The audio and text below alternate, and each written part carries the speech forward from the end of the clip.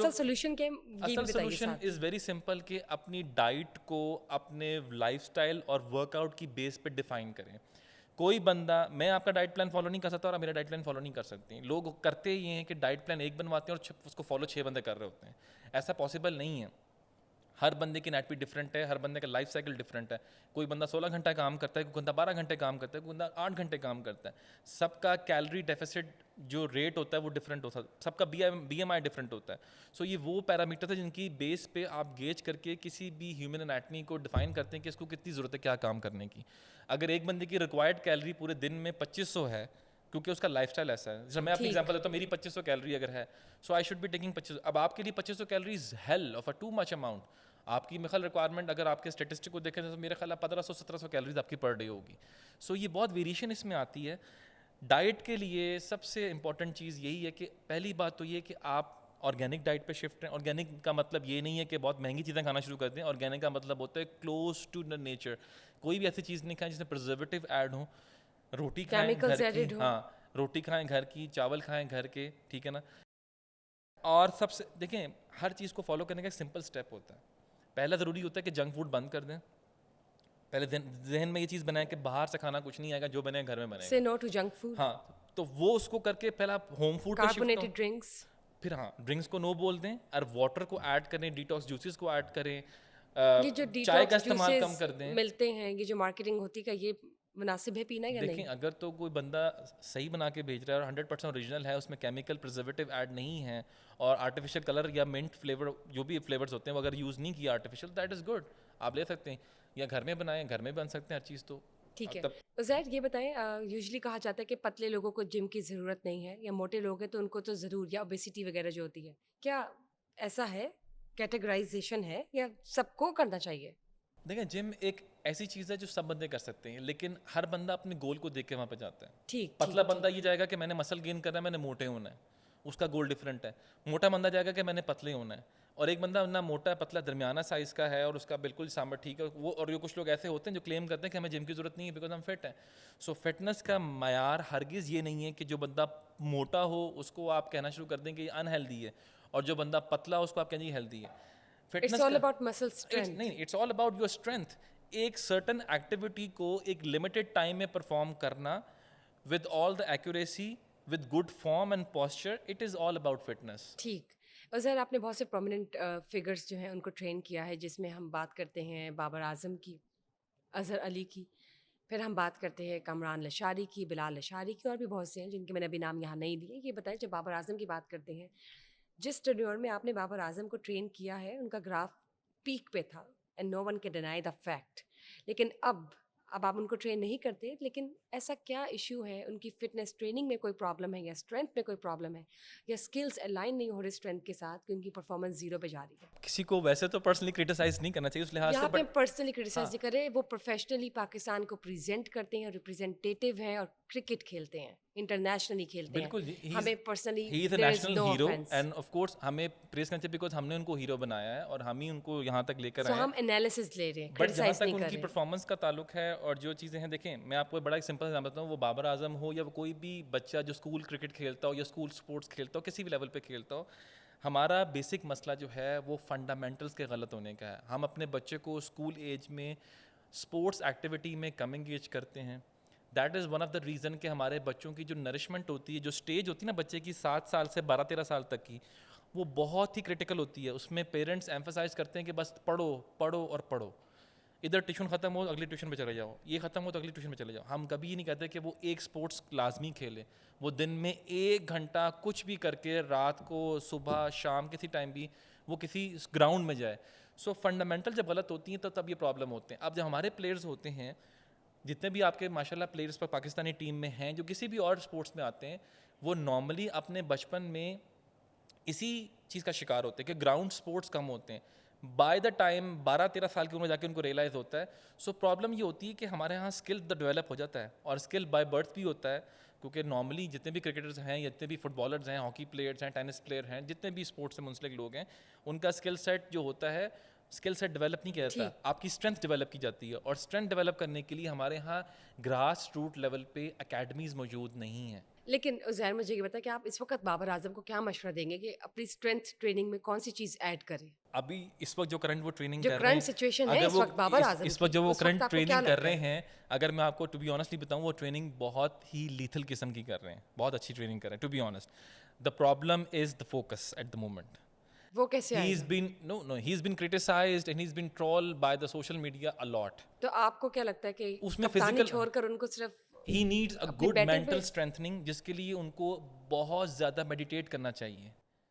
And meditation is one of the very important factor even so as a he sports lacks person. Meditation? हाँ, वो उनको चाहिए कि वो मेडिटेट करें.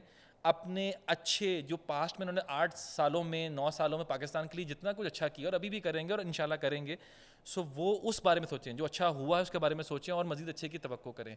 Forget about, just for the time being filter all the noise from the audience. ठीक। This is very important thing जो हम भी करते हैं अपने साथ. लोग हमें क्रिटिसाइज़ करते हैं कि आपने ये क्यों किया, आपने ऐसे क्यों किया. तो क्रिटिसिज्म को फ़िल्टर करना बहुत ज़रूरी है फॉर द टाइम बीइंग, और फोकस करें कि अपने अच्छी चीज़ के ऊपर जो आपने पास्ट में की हैं, सो ऑटोमेटिकली आपकी अच्छी चीज़ें होना शुरू हो जाती हैं.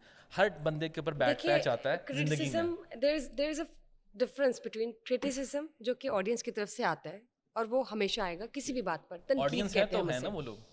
फिर हम बात करते हैं एक एनालिसिस की भी कि देयर इज़ समथिंग जो कि हम एनालाइज करते हैं कि आखिर क्या इशू है जिसको हम एवेलुएट करके टेबल पे रखें कि अब उसको हम बेहतरीन तरीके से इम्प्रूव कैसे कर सकें, इसमें रूम क्या है सोल्यूशन का। तो आप ये देख लें यहाँ पर कि आप एज अ ट्रेनर उस चीज़ को एनालाइज करके किस तरह बता रहे हैं, यहाँ पे हम क्रिटिसाइज नहीं कर रहे। ठीक है जी। सो मूविंग ऑन, अब मैं बात करती हूँ कामरान लशारी साहब की। इस हवाले से बताइए कि कामरान लशारी साहब जो है उनका मैं पॉडकास्ट भी कर चुकी हूँ and he is a respectable personality, और इस वक्त वो बेहतरीन तरीके से फोकस्ड हैं और काम कर रहे हैं। जब बात करते हैं रेनोवेशन की, रिवैम्प होने की, अंदरून शहर के अंदरून लाहौर की, वर्ल्ड सिटी की, कामरान लशारी साहब को आप किस तरह से ट्रेन कर रहे हैं? अच्छा, कामरान शारी साहब, ही इज़, मैं उनकी बहुत रिस्पेक्ट करता हूँ. और मैं जब तक उनको ट्रेनिंग नहीं शुरू कराई थी तो मैं एक्सपेक्ट नहीं कर रहा था कि at this age there is a person on this planet या पाकिस्तान में एग्जिस्ट करता है जो कि अपनी फिटनेस को लेके इतना एंथुजियास्टिक भी है और मोटिवेटेड भी है एंड क्यूरियस भी है कि how to improve every day. So he is a kind of a person who asked me to make things better in next day. कल जो हुआ वो हो गया, आज उससे बेहतर कैसे करना है. सो वो मेरी एज अ ट्रेनर भी बड़ी लर्निंग होती है. एट दिस एज माशाल्लाह ही इज़ +70 माशाल्लाह. सो एट दिस एज उनका स्ट्रेंथ लेवल मेरा ख्याल है किसी 45-50 ईयर्स का जो बंदा होगा ना उसके लेवल का है. ज़बरदस्त। So he trains, he still lifts weight, he still do push-ups, he still do squats. वो ऐसे तमाम वर्कआउट जो कि एक 40-45 साल का बंदा करते हुए घबराता है, वो बिधड़क होकर करते हैं और बहुत अच्छा करते हैं. ठीक। Bilal अशारी। He is more into flexibility, mobility kind of person and more cardio person because he is a very creative person. He is one of the very iconic creative, I think, director of Pakistan at the moment. जो कि because even वो during the workout he thinks a lot. So वो अपनी creativity को साथ लेके चलते हैं और उनके workout के अंदर भी वो चीज़ नज़र आती है. ठीक हो गया। तो अब ये बताएं, जब हम बात करते हैं यंग जनरेशन की जो कि बॉडी बिल्डिंग की तरफ जा रही है या ये सोच रही है कि हमने भी वैसा बनना है या हमने उस तरह का बनना है, कोई इनके माइंड में कोई इमेज है और स्टेरॉइड्स की तरफ भी कहीं ना कहीं उनकी स्ट्रेटजीज जा रही हैं, उनको कुछ कहना चाहेंगे? देखें जी, मैं यंग ऑडियंस को ये ज़रूर कहूँगा कि आप वर्कआउट करें, पहले फोकस ये कि फ़िज़िकल एक्टिविटी में इन्वॉल्व हों, फिज़िकल एक्टिविटी करें. Forget about supplements and steroids. When you reach at a certain level जहाँ पे आपको ये फील हो कि हाँ, मुझे अब किसी कंपटीशन के लिए जाना है या मैंने एक्स्ट्रा ग्रो करना है या मैंने एक्स्ट्रा माइलस्टोन को अचीव करना है, then always take advice from a certified person that and your doctor as well. ठीक। बिकॉज मेडिकल हेल्थ ट्रेनर को नहीं पता होती, मेडिकल हेल्थ डॉक्टर को पता होती है. And people always get confused about the doctor and the trainer. The trainer actually help you to take your physical part, but doctor always advise you what is going inside your body. ज़बरदस्त। Uzair, ageing का कोई ताल्लुक है exercise से? क्या जो 40s या 50s या 60s की औरतें हैं वो अगर एक्सरसाइज करना शुरू करती है जिन्होंने ज़िंदगी में कभी नहीं की, क्योंकि हमारे पाकिस्तान में कुछ सर्टेन परसेंटेज ऐसी भी है खवातीन की जो कि मैरिड है लेकिन उन्होंने कभी जिम का इस्तेमाल नहीं किया, पर now they are in their 40s, their 50s and 60s and 70s and so on. क्या एजिंग को वो एंटी एजिंग का तरीके से जिम को यूज़ कर सकती है? बिल्कुल कर सकते हैं. Gym is actually, even gym नहीं, एंटीडोट है? Exercise is actually anti ageing tool. और after 40 when you start lifting actually you are pushing your age away from you. और मेनोपॉज भी हो रहा होता है उस हाँ, एज में। अब आपके औरतों में जो मेनोपॉज का प्रोसेस होता है वो नॉर्मली मिड 40s और लेट 40s में, डिपेंड आपके हार्मोनल चेंज के ऊपर, वो शुरू हो जाता है। उसके लिए बेहतरीन टूल जो है वो आपका वर्कआउट होता है। तो डेली 40-45 मिनट का वर्कआउट। और मैंने देखा है क्योंकि आपकी बॉडी जो है उससे मसल मास ड्रॉप होना शुरू होता है आफ्टर 40 ऑलमोस्ट 1% पर ईयर। ठीक, सो 1% पर ईयर को मिनिमाइज करने के लिए अगर आप वर्कआउट स्टार्ट करते हैं even after 40 and you start lifting weight, you pushing yourself, then you can even imagine कि आपकी एज लोग कहना शुरू कर देंगे आप वापस आ रहे हो। और आप बहुत से लोगों को ऐसे जानती होंगी जो यू आपकी ज़िंदगी में स्टार्ट होंगे और रिजुविनेटिंग। आप कहते हैं उनको यार आप तो नाइस, वापस, आपका रिवर्स गियर लग गया है। सो जबरदस्त। ये रिवर्स गियर का एक्चुअली मकसद ये होता है कि that person is investing a lot of time on his health. And that is actually और असल मच एसेट ही नीडेड वही एज है। वेल। और आपका असल एसेट आपकी बॉडी है। जिस बंदे को ये रियलाइज हो जाए ना कि मेरा बॉडी ही असल मेरा एसेट है, मैंने करोड़ों रुपए अरबों रुपए लेके कहीं नहीं जाना, ये बॉडी है, तो आप दुनिया के जान है तो सबसे अमीर जहान इंसान है। हैं। अगर आपकी बॉडी आपके पास नहीं है, आप बिस्तर मर्ग पे हैं खुदा ना खास्ता, या आप फिजिकली इल हैं, तो जितना मर्जी पैसा आपके पास हो लगाते रहेंगे अपने ऊपर और कुछ नहीं होगा।